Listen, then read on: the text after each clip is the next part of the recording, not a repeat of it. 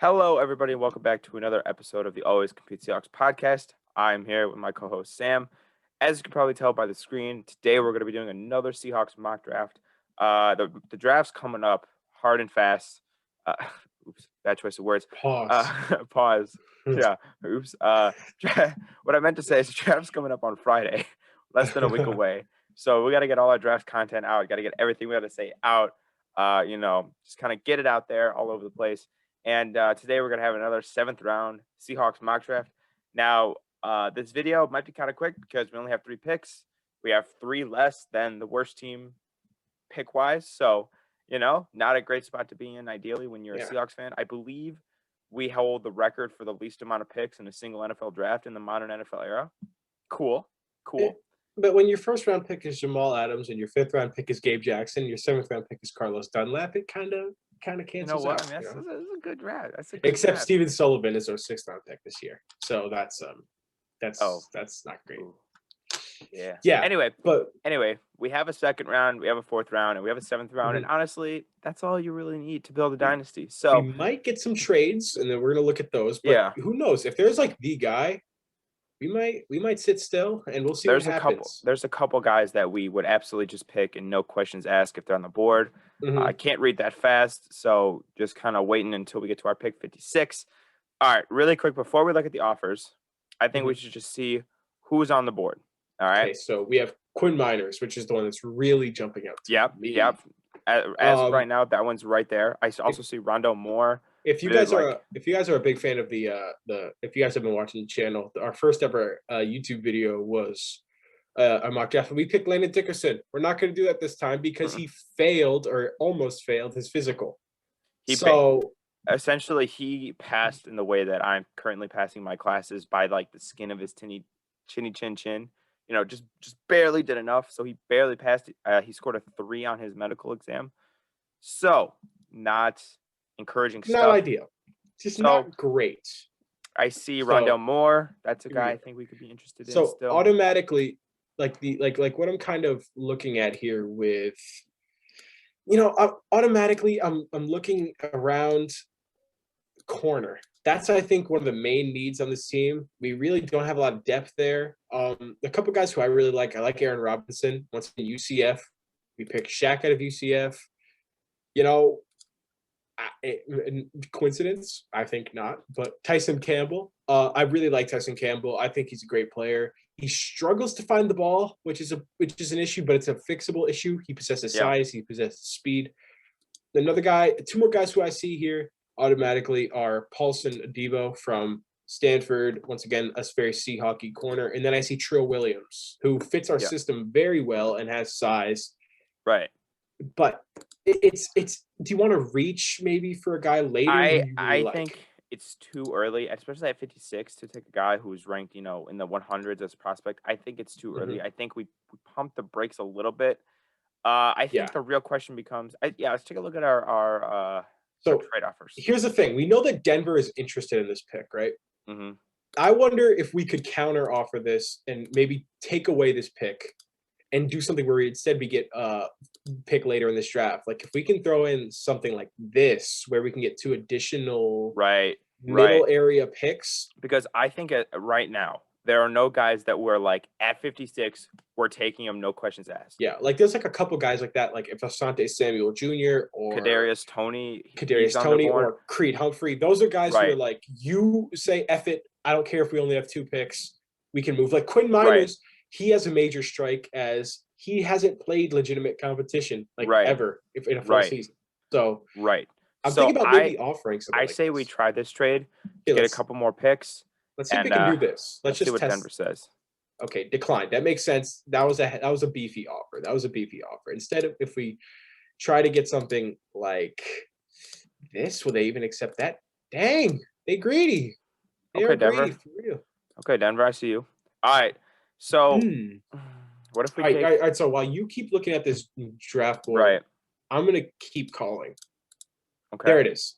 We got it to go. So what was the final offer? It was we moved back 15 spots from 56 to 71, and we also pick up 114 and 191. Okay, that's fair. I like that. So now we go back 15. We're about to pick right here, And I don't know about this Baltimore offer. No, It's a far. No. You can't fall 23 spots. No, you can't fall 23 spots. No. But then Cleveland is interesting. You fall 18 spots, still a far place to fall, but you also get an additional 4. Here's what I'll look at. Let's take a look at who's on the board. I think before we accept the Cleveland offer. So let's go back to offense and let's go back to wide receiver if you don't mind, really quick for a second.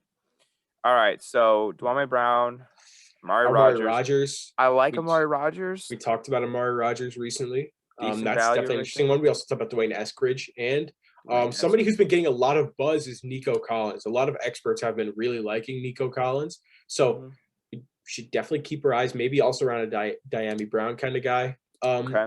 I'm not really seeing any heat on the offensive line. I like Walker Little. I like Jackson Carman. I don't think they're worth it here. No. I also look at defensive tackle. I like Milton Williams a lot. He's a pretty solid player. Yeah. But I go back to corner. I see Tyson Campbell. It's a fitting place to take him. The question is, right? You look at who's on the board. You maybe scroll down to the 90s. Are you comfortable trading back this far? And do you think that a guy is going to be there for you? Do you think that the guy who you want is going to be there? Jackson Carman might be there. Brady Christensen might be there. It's a toss up, Here's what I think we do, because we have pick 114. You said as of now we have pick 114. Yeah. Okay. Here's what I would do. I say right here we take a corner, and then at pick 114 we see one of those receivers is still available. So right here I would go ahead and take the best corner available.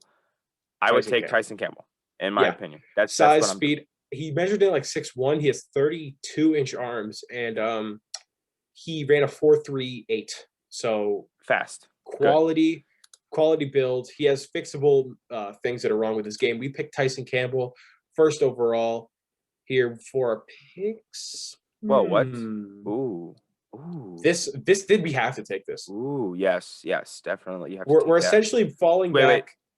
Before we take it, just out of abundance of caution, just check on the wide receiver. See who's still there, really quick. Ooh, a lot went off. Okay, I like the guy at 145 right there. Yeah, and I also like Shi Smith, and honestly, I like Cade Johnson also. So I'm perfectly okay with falling back here. This can't decline off. That's a great offer. I'd 100% accept that.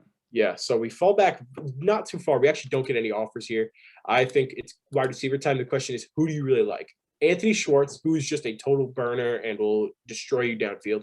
Shi Smith, who, you kind of look smallish speed receiver, return specialist, fires into pass routes, separates from defenders, pretty vital for an inside guy. But I really like Cade Johnson. I'm just going to be honest. I think Cade Johnson, he's a small school guy, comes from South Dakota State, but this dude at the Senior Bowl was dusting people on routes. He was totally leaving people in the dust on routes. I think it's worth taking a serious look at all three of these guys, weighing their positives, weighing their negatives. When's our next pick? So Cade Johnson right now is listed at 150. When's our next pick? Our next pick is literally 6 spots later. So we're chilling. So here's what I would do. I would take a guy, because Cade Johnson has the grade of 150, right? Yeah. So I wouldn't take Cade Johnson just yet, because I feel like we could definitely get him at 129.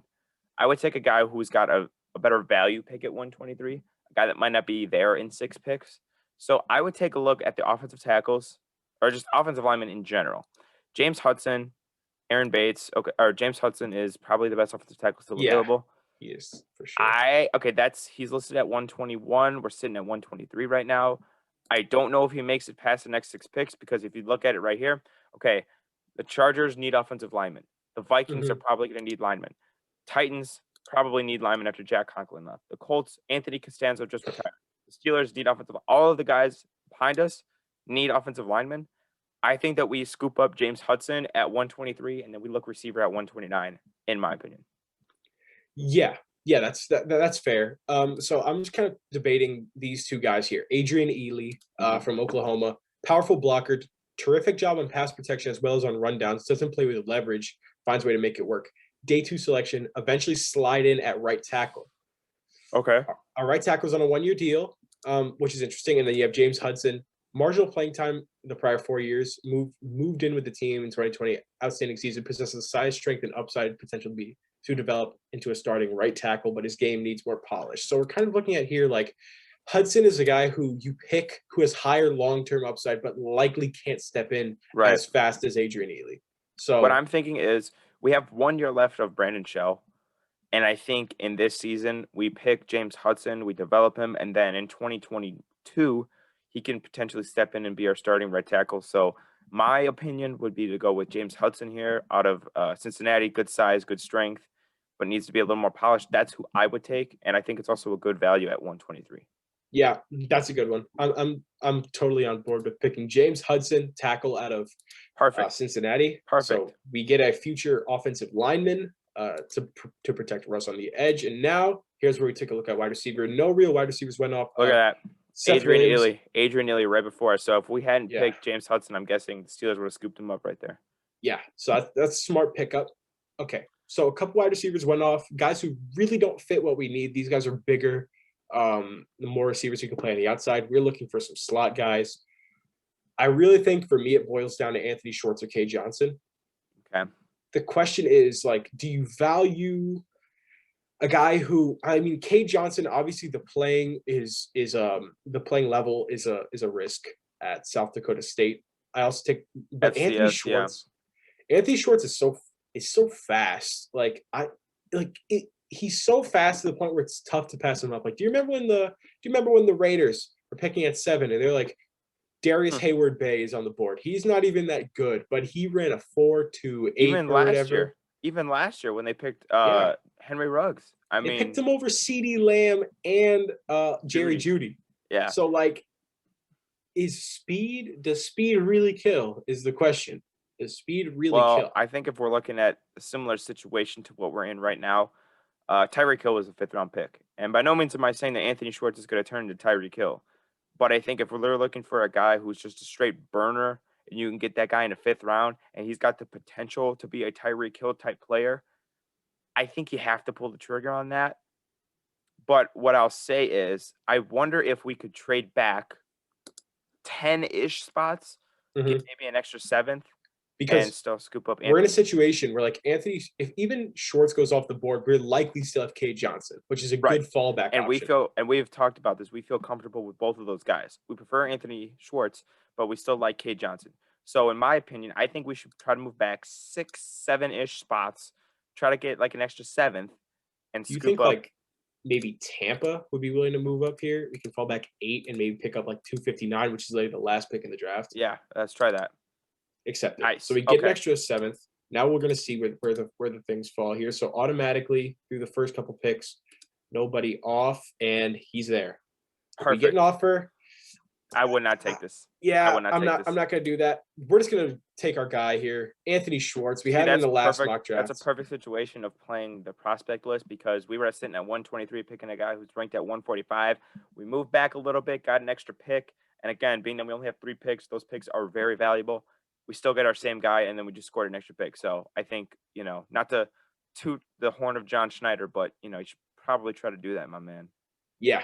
All right. So we're going to go ahead and gather Anthony Schwartz. Real quick, before we pick this, we turned 3 picks into what is now going to be 7 picks. So that's it. Being a GM's hard. I could do it great online. Exactly. So we are going to take Anthony Schwartz. We get an offer from New England here. Ooh. We fall back 5 and we move up 17 in the 7th round. We have to do this, right? I mean, looking at it. Wait. Before. Oh, yeah. I took it's fine. I mean, nobody. I don't think that we would have taken one off. I was gonna say, you know what? We just had to. I was just check before, but I still think that's a good trade. So I think now we want to check out, maybe where the offensive linemen are at. If there's any like quality offensive linemen still available, Cole Van Lannon. Automatically, somebody who I saw, who I know that the Seahawks have had interest in, is Darius Stills at interior defensive line. Explosive, hard-charging defensive lineman, incredible first step, makes it difficult to stop him off the snap of the ball. He's not super big, but if we're looking for like that lack of what we lost in Jaron Reed in pass rush in the interior, Darius Stills is pretty good, and I know the Seahawks have met with him a couple times. So we don't have great depth at defensive tackle. Yeah. So I'm guessing this is the guy that's going to more than likely make the roster. So, yeah, I'd probably think him at defensive tackle right there. I just want to take a look at corner because there's a guy like Benjamin St. Juste who I really like as well. So we could try to finagle our way again, trade down 5 or 6, get an extra 7, and take Benjamin St. Juste. We could try it. Do you think New England maybe would? I would go like. Do you think we get like 259 back? That would be funny. All right, Kansas City. I'm willing to try. KC. The question is 4 spots enough to crack out an extra pick? Yeah, no, I didn't think so.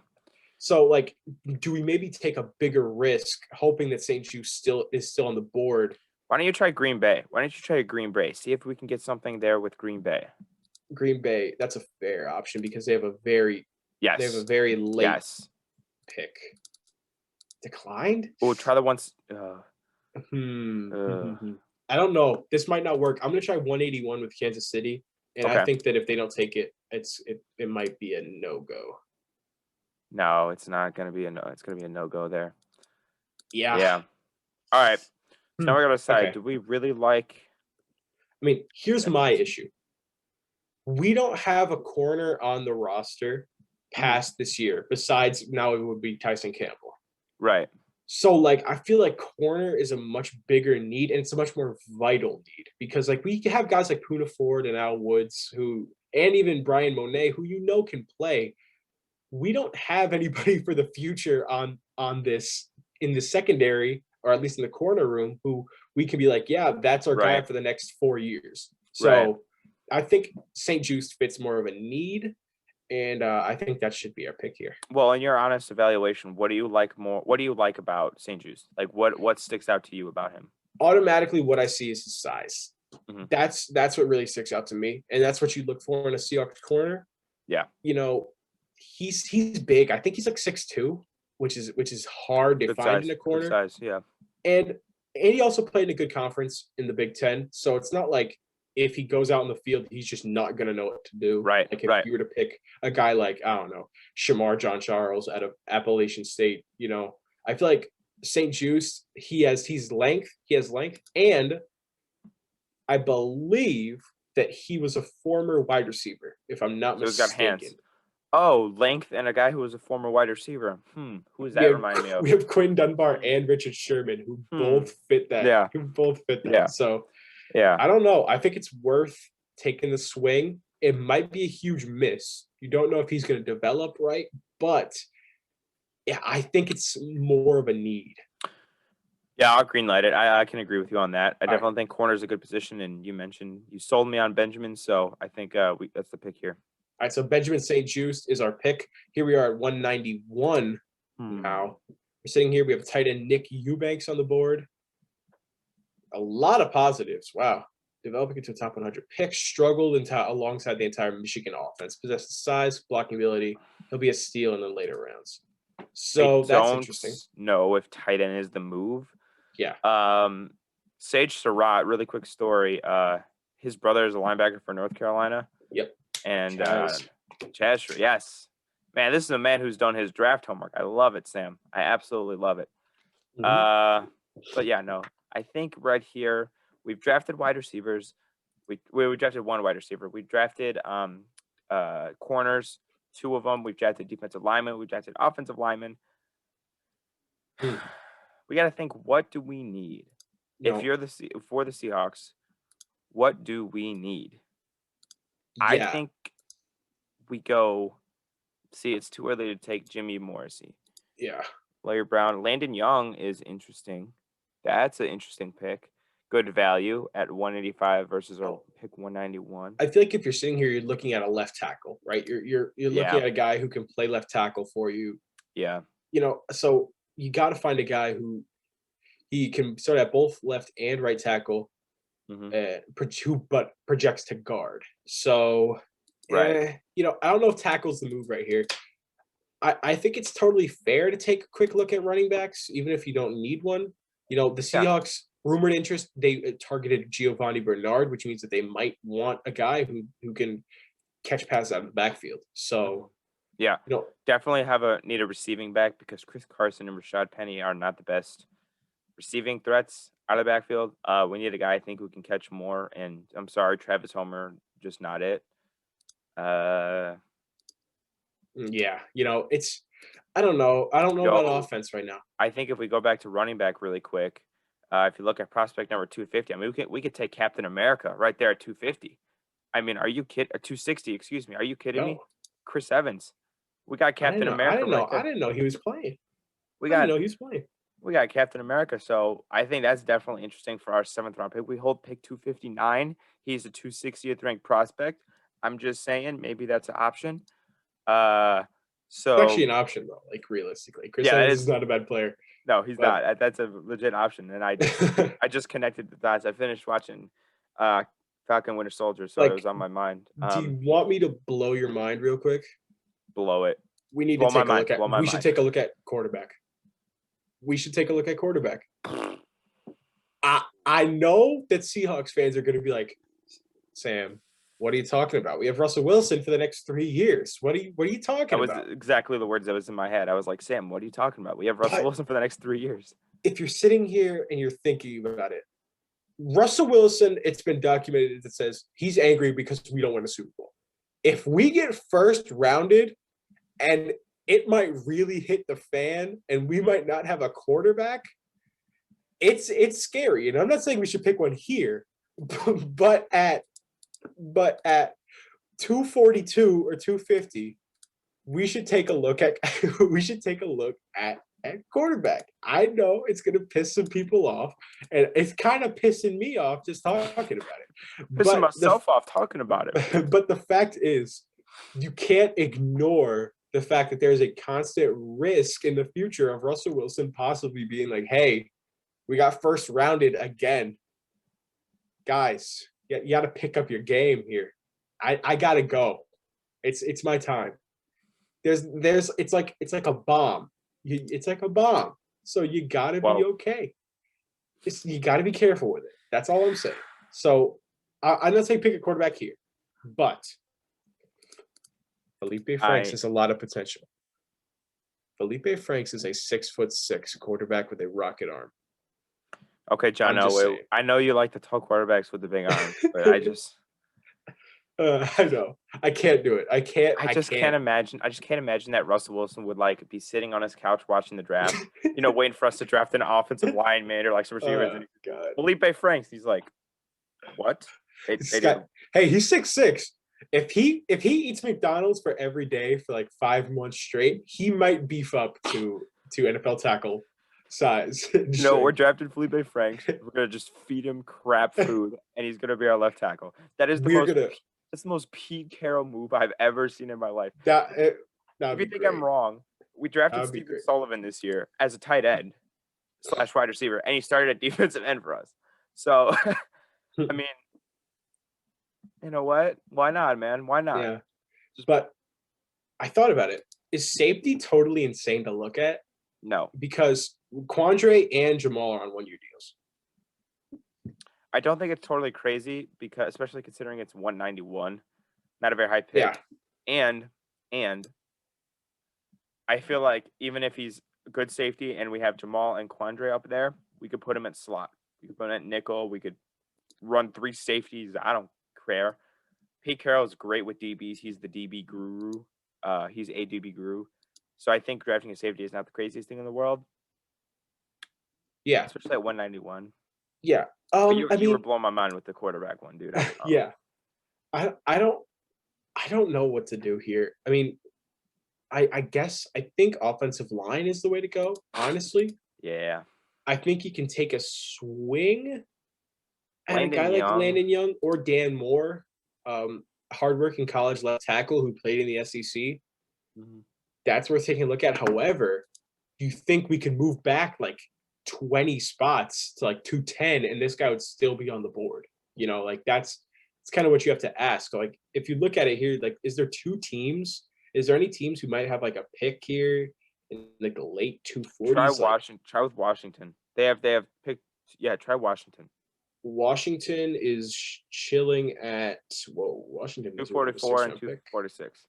244 and 246. I don't know if he'd be on the board. Like is like if we were to like just look in like this 210 range, like does Baltimore have a pick late down here, something like that? Did Denver have a pick right there? I don't know. This is tough. Now I understand why a ton of GMs fail. This is hard.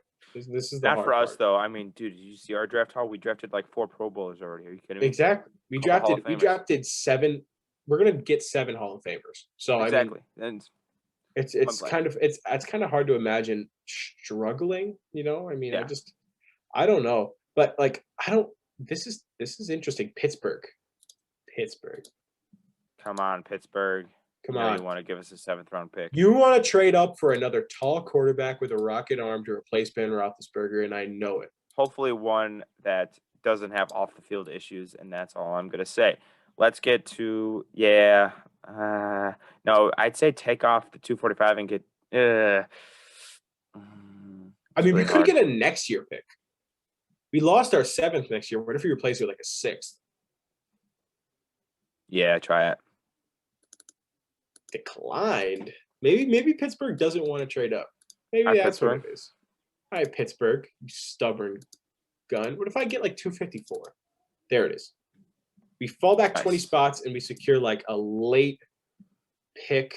We're gonna have like the last 5 picks in the draft, dude. Yeah, Dan Moore's on the board. I think we just pull it here. I think we just go Dan Moore. I'll greenlight Dan Moore for sure. Left tackle, future left tackle. Let him sit behind Dwayne Brown and let him work. The next Walter Jones, you mean? 242. Exactly. Like here, we have Richard Sherman. Then we have Walter Jones. Tyreek Hill. Then we have Tyreek Hill. Right. And then we have Richard Sherman V2. Then we have Walter Jones V2. So we're cranking them out here. We are cranking them out. We're going nuts right now. Yeah. I'm thinking we look at linebacker. It's KJ Wright. We can replace him with another dude named KJ. Linebacker here. If we're KJ V2. If we're gonna draft a linebacker here, I want a guy who's athletic and can play in pass coverage.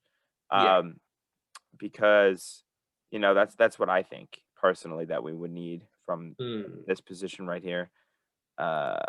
Looking at, I don't think there's a guy right here for us. I don't think there is. Why don't we try edge rusher? Maybe there's a diamond in the rough at edge rusher. 241, Mustafa Johnson. Oh, Mustafa Johnson out of Colorado as an interior guy. First of all, that's a great name. It's a fantastic name. Fantastic name. For some reason, I keep thinking of Mufasa, but Me too. Yeah, there's actually S in there. I wonder if there's a correlation between like players with cool names and like being drafted higher. Like the GM's just like, I don't know who to pick. Oh, Mustafa Johnson.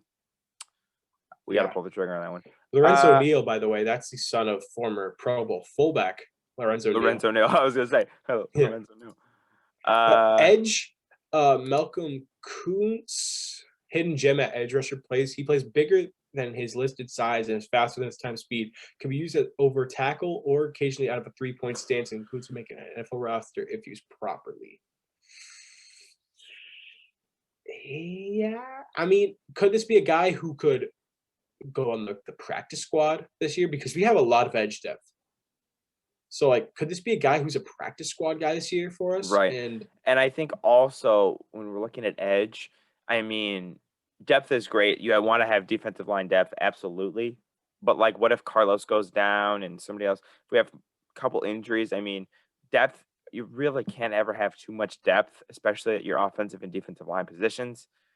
I might pull the trigger here on Malcolm. I don't know how you feel, but I think it's a good value at 241. He's got upside. Yeah, I'm checking that off. That's cool. Malcolm Kuntz out of oh, look, Buffalo. We pick again. Oh, let's go. All right, we have two more. Mustafa went off. I'm sorry, Mustafa. It just wasn't meant to be, I guess. It just wasn't. It's the saddest thing. I'm playing the tiniest violin on my fingers right now. The world's smallest violin. But, okay. 250. What do we go at 250? Like, what do we do at 250? Josh Ball, I think, is 6'8". Well, I mean, haven't we taken 2 offensive tackles though already? We have, which is an issue. For that. I wouldn't pick 3 offensive tackles in one draft. Trey Norwood? I might go back to Chris Evans, honestly. Chris Evans. I might see if Chris Evans is on the board still. He's there. We pick a special prospect. Got a lot of force at the field. There's no punishment to defenders. Grinds it out inside. But the thing is, he doesn't seem like the guy who's going to be like a pass catcher. You know what I mean? He seems like Chris Carson. Yeah, he seems like a Chris Carson V2, like Puka Williams. Ooh. That's a pass catcher. That's another cool name also. Yeah. 3-year starter coming off a disappointing campaign, runs low to the ground. I know he's fast. Mm-hmm. So he's small, but I don't think, see, third down back, situational ball carrier. I mean, it fits, I think. I think it's worth taking a swing. And once again, if he doesn't make the roster, it's not like your team is going to die. You know, it's just you're not relying on him to become anything. So Puka Williams, sure, come on down. And then finally, one more. I'm sorry, Captain America, that we couldn't bring you home, but it's all good. It wasn't meant to be. Now. Still on the board, though. I'm just kidding.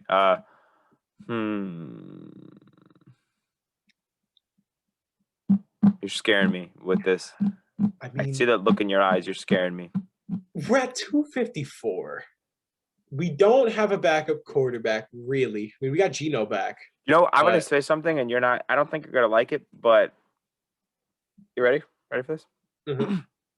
Sam Ehlinger. You want to know why we take Sam Ehlinger? Because we don't want – I don't personally want Russell Wilson carrying the ball on 3rd and 1, 3rd and 2, 4th and 1, 4th and inches. We put Sam Ehlinger in there. Sam Ehlinger is Tim Tebow. We could run read option with him on 4th down, on 3rd and short, and he could get us those first downs. Is Sam Ehlinger a good thrower? Absolutely not. Is Sam Ehlinger a guy who could get us first downs with his legs? Yes.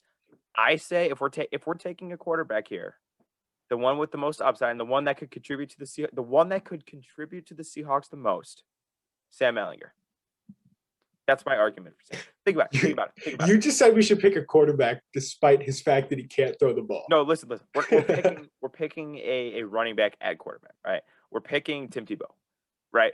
At the goal line, again, is Sam Ehlinger a great thrower? No, but he can run. He's a physical runner. He's a good runner. He's Taysom Hill with a little bit more power. I'll take Sam Ehlinger here, personally. I take him. I'm going to personally argue for Ian Book. Ooh. His arm is kind of not great either. I'm not an Ian Book guy, dude. Think about this. Okay. Very accurate. Ian Book, if we draft him, will not see the field if Russell Wilson doesn't get hurt. He won't. Sam Ehlinger, though, again, 4th and 1, 3rd and short, 4th and short, 2nd and 1. We could put him into. If we're talking about picking a guy for a 3rd and short situation, we may as well just pick Captain America. Right, but I feel like from the quarterback position, it adds that kind of extra element. You know what I mean? Like if we have Sam Ehlinger in there, teams will know. Oh, there's the threat of him taking it, pulling it, running it, whatever, and getting that first down. I'm really petitioning hard for Sam Ehlinger. Pick 254, I know, but. I feel it, man. I feel something good coming there. This is I don't know. My mind is like, why would we pick Sam Ehlinger? Yes, but just imagine. I mean, he would be a UFA. Yeah. You would be a UDFA. That's a thought. You know, so like, do you want to pick a guy who like is on the board like Trey Norwood, who could possibly even replace Quandre Diggs? Or do you just want to pick a guy like Sam Ehlinger, although he probably would be a UDFA? Okay, to your point, Sam Ehlinger is listed at what, 325? 325. Okay, there's 259 picks in the draft. So he's we have 40 behind. So I think personally, I agree with you in not taking him. But in our mock, I know this doesn't count for our mock draft. We're signing Sam Ehlinger as an undrafted free agent. Could we virtually shake on that? Sure, we could be sure. We'll say Sam Ehlinger signed as an undrafted free agent. I'm in favor of picking Trey Norwood personally. That's just kind of my stance. I can roll with Trey Norwood for sure. The last pick of a long draft, we gather 8 total picks. This is easy, man. I don't know, like, what's the issue with like the GMs that get fired every year? I don't know what they're doing. contact us, listen to our podcast. Like, I don't know what to tell you. Exactly. It's not that hard, dude. We might get a call soon. Like we might, I might wake up at 5 a.m. tomorrow with a call from Pete Carroll, like offering me a max contract. Offering me a max contract. That's Pete Carroll. How you doing? We're interested. Yeah. So I mean, we look at some of these trades that we made, right? We ended up picking up Tyson Campbell from Denver, and we also got 2 additional picks from that. I like Tyson Campbell a lot, lengthy, which is good. James Hudson and Dan Moore, who we are banking on being our 2 future tackles. I think it's more likely that James Hudson will result in being a future tackle. Right. However, Dan Moore does have the competition level and the experience to do it. So that's good. Anthony Schwartz, he's probably going to start at wide receiver 3, a total burner. Just speed. Yep. Benjamin St. Juste, just corner depth, size is good. So it's. So to summarize, we turned 3 picks into 1, 2, 3, 4, 5, 6, 7, 8 picks. So we went from having the fewest to the most. We got quality guys. We've got, 2 corners. We got edge. We got running back. We got safeties. We got wide receivers. We got offensive tackles. We got every position of need that the Seahawks have. I mean, this is best case scenario, I think, in my opinion, for the draft for the Seahawks. And the guys we drafted, future Richard Sherman, future Walter Jones, Tyreek Hill. I mean, like, we're killing this. You know what I mean? We've got, again, Walter Jones, 2 of them in one draft. Unbelievable. At edge rusher right here, we got Carlos Dunlap. Are you kidding me? Marshawn Lynch. I won't even make that comparison. Never mind. And then Earl Thomas at 254. So essentially, to recap, we got 2 Richard Shermans. Right. We got 2 Walter Jones. We got Tyreek Hill. Yep. We got Michael Bennett. Yeah.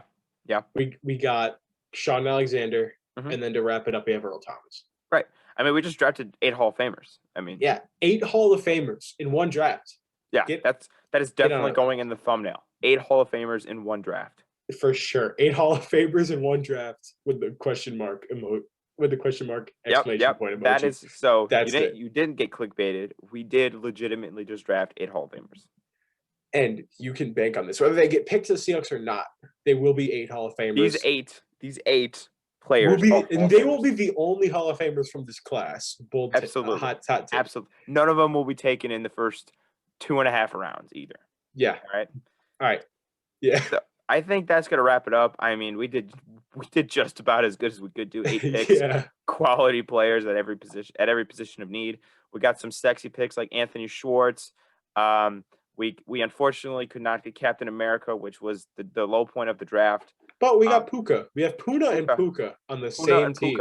That's got to be the greatest combination of defensive tackles since like Poop Johnson was in the NFL. Poop Johnson. I forgot about Poop Johnson. That's the greatest name I've ever heard. So let us know what you think of our mock draft down below, and let us know, how good we are. I mean, we already know that, obviously, but just, let us know. Inflate our egos a little bit, please. Yeah. And I think that's going to do it. So, Sam, do you have anything that you want to sign us off with? Subscribe to the YouTube channel. For sure. Drop a like, leave a comment with your thoughts on every video, because most of our videos usually have an opinion of some sort. If you hear an opinion that you like or don't like, go ahead, drop a comment. Start a conversation. Listen in on wherever you get your podcasts, and we'll see you guys next time, maybe after the draft. So we'll see you next time. We'll probably try to get some more draft videos just to milk the draft cow a little bit. Just to milk the draft cow. Yeah. All right, cool. All right. I'll catch you guys later. Thanks for watching. Bye.